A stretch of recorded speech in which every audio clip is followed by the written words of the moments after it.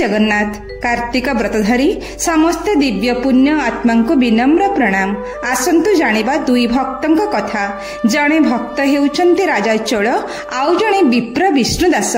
तेबे काहा भक्ति श्रेष्ठ? कांची राज्यर जणे राजा थिले, ना चोलदेव, चक्रवर्ती सम्राट। श्री विष्णुंकर मध्य परम भक्त। अनेक मंदिर निर्माण करिसंती, अनेक कूप पुष्करिणी खनन करिसंती, अनेक विद्यालय स्थापन करने सहित वृक्षरोपण आदि बहु पुण्य कार्य करिसंती। आहुरी मध्य राजा चोल एक सुंदर मंदिर निर्माण कराई ता मध्य श्री विष्णुंकर एक सुवर्ण प्रतिमा स्थापन कराई तांको श्री अंग को हीरा नीला वैदुर्य आदि विविध रत्न मंडित करी तांको नित्य सेवा करुथांती। धूप दीप नैवेद्य अर्पण सह प्रभुंक पाखरे निजर सेवा अर्पण करी परम शांति पाउथांती। थरे राजा श्रीहरि को नित्य प्रतिदिन भली पूजा करुथांती। एही समय रे प्रातः स्नान समाप्त करी हस्तरे तुलसी मंजरी आनी जणे विष्णुदास नामक ब्राह्मण आसी पहुंचिले।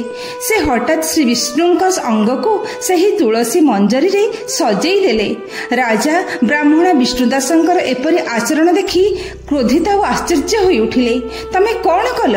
हीरा नीला मोती माणिक परि केते मूल्यवान रत्न रे मु श्रीहरि को विमंडित करिछि, अथच तुमे तुलसी पत्र गुड़ाई आनी तांको कळबर रे अर्पण कल। सहज दरिद्र पुणी अज्ञानी। हाँ, तुमको बा कौन बा मिलिबो प्रभु को संतुष्ट करबा पई? एहीपरि ताच्छल्य करंती विप्र विष्णुदास। नम्रतार सह राजा को बुझेबाकू चेष्टा कले। हे राजन, ए पत्र साधारण पत्र नुहे।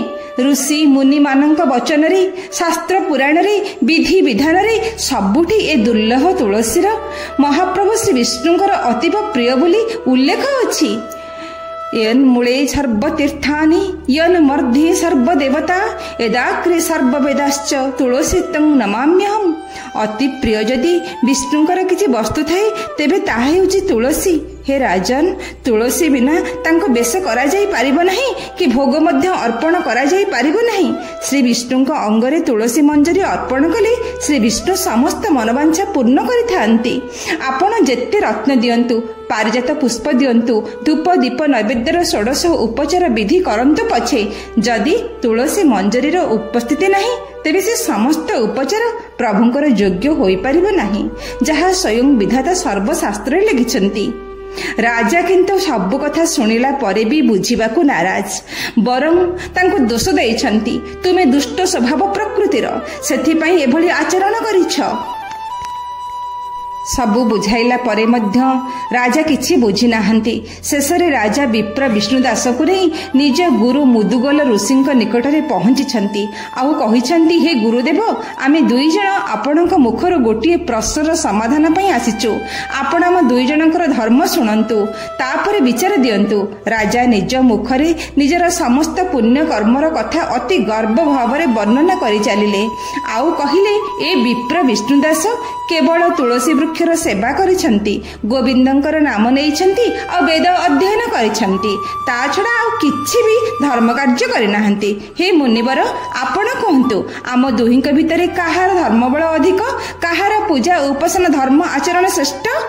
हाँ भक्त बंधु, गुरु मुदुगल महाज्ञानी थिले, तपचारी थिले, जानी पारिथिले प्रकृत रे गरीब हेले मध्य विप्रंकर निष्ठा, विप्रंकर सेवा, विप्रंकर अभिमान शून्य भक्ति ही श्रेष्ठ।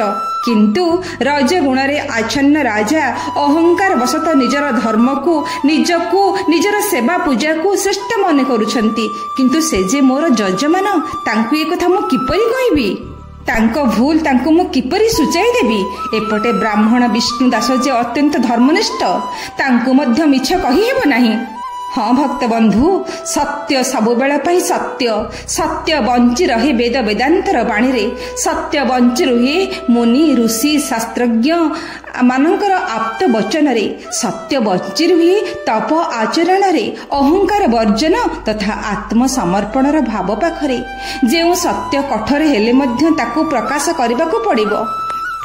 ଗୁରୁ ମୁଦୁଗଲ କହିଛନ୍ତି, ହେ ରାଜନ, ତୁମ ପ୍ରଶ୍ନର ଉତ୍ତର ପାଇବା ପାଇଁ ତୁମକୁ ଏ ଯଜ୍ଞ ଶେଷ ହେବା ପର୍ଯ୍ୟନ୍ତ ଅପେକ୍ଷା କରିବାକୁ ପଡ଼ିବ। ତୁମେ ଆଉ ବିପ୍ର 2 ଜଣ ଯାକ ଏହି ଯଜ୍ଞ ସମାପ୍ତ ହେବା ପର୍ଯ୍ୟନ୍ତ ଅପେକ୍ଷା କର। ମୁଁ କରୁଥିବା ଯଜ୍ଞଶାଳାରେ ତୁମେ ଭୋଜନ କରିପାର, କିନ୍ତୁ ବିପ୍ରଙ୍କୁ ଆମେ ଭୋଜନ ସାମଗ୍ରୀ ଯୋଗାଇ ଦେବୁ। ସେ ନିଜେ ରନ୍ଧନ କରି ଭୋଜନ କରିବେ, କାରଣ ସେ ବ୍ରାହ୍ମଣ।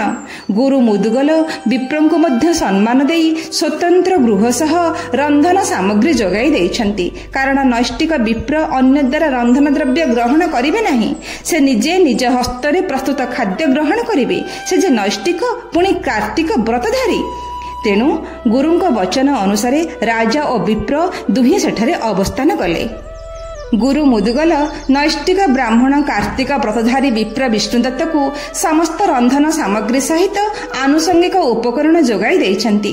ବ୍ରାହ୍ମଣ ଜଣକ ଅତ୍ୟନ୍ତ ପ୍ରୀତ ହୋଇ ନିଜ ହସ୍ତରେ ଅତ୍ୟନ୍ତ ନିଷ୍ଠାର ସହ ଅତି ଯତ୍ନରେ ଖାଦ୍ୟ ପ୍ରସ୍ତୁତ କରି ନଦୀକୁ ସ୍ନାନ କରିବାକୁ ଗଲେ।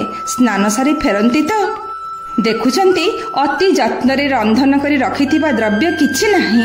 କେହି କବାଟ ଖୋଲି ସେହି ଦ୍ରବ୍ୟକୁ ହରଣ କରି ନେଇଛି। କ'ଣ କରିବେ ବିପ୍ର ବିଷ୍ଣୁଦତ୍ତ? କାହାକୁ କହିବେ? ଏ ଯଜ୍ଞସ୍ଥଳୀରେ ଏ କଥା ଯଦି ପ୍ରକାଶ କରିବେ ତେବେ ଲୋକେ କ'ଣ ବିଶ୍ୱାସ ଯିବେ? ଏଭଳି ପୁଣ୍ୟମୟ ସ୍ଥଳୀରେ ଯେ ଚୋରି ହୁଏ ନାହିଁ, ଏଇ କଥା କହିଲେ ମୋତେ ଉପହାସ କରିବେ। ନାହିଁ ତ ଯଦି ବିଶ୍ୱାସ କରିବେ ତେବେ ଚୋରକୁ ଧରି ଦଣ୍ଡ ଦେବେ। ହେଲେ କୌଣସି କ୍ଷୁଧାର୍ଥ ଜନ ଯିଏ ଖାଦ୍ୟ ଚୋରି କରିଛି, ଯଦି ସିଏ ଦଣ୍ଡ ପାଏ ତେବେ ଦଣ୍ଡର ପାପ ମୋତେ ଲାଗିବ। ଏହା ଚିନ୍ତା କରି ସେଦିନ ସେ କେବଳ ଜଳ ଆହାର କରି ରହିଗଲେ। ତା ପରଦିନ ସେହିପରି ତାଙ୍କୁ ପ୍ରାପ୍ତ ରନ୍ଧନ ଅର୍ଥେ ଅନେକ ଦ୍ରବ୍ୟ ମିଳିଲା।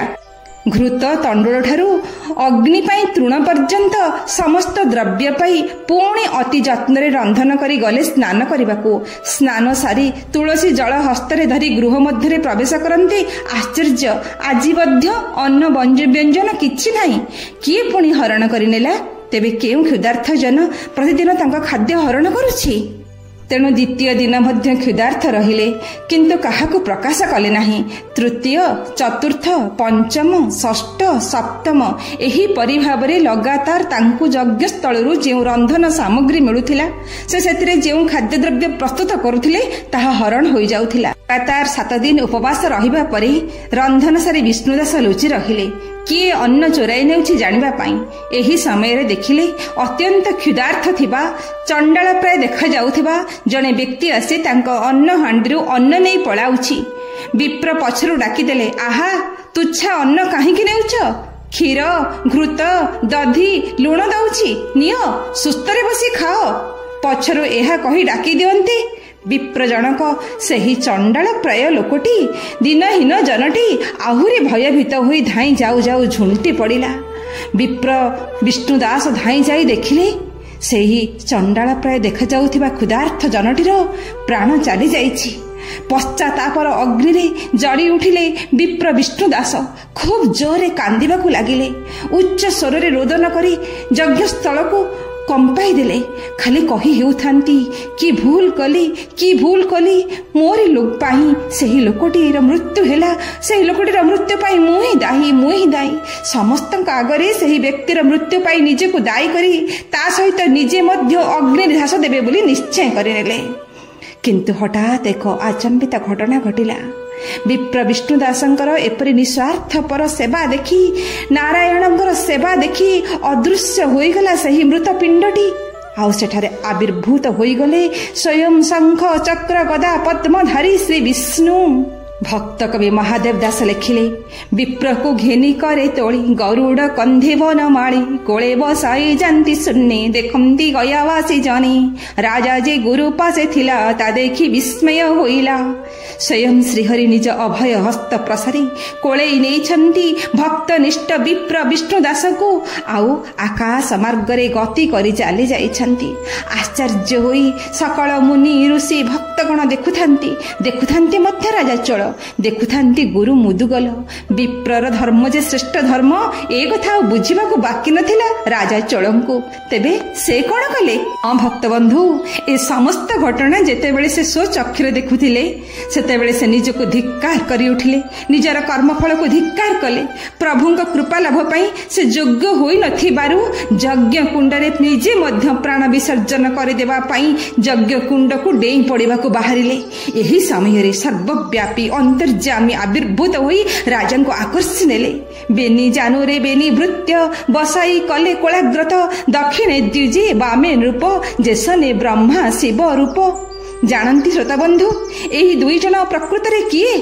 ସେହି ଦୁଇ ଜଣଙ୍କ ମଧ୍ୟରୁ ବିପ୍ର ଜଣକ ହେଉଛନ୍ତି ଅତିଶୀଳ ଆଉ ରାଜା ଚୋଳ ହେଉଛନ୍ତି ସୁଶୀଳ।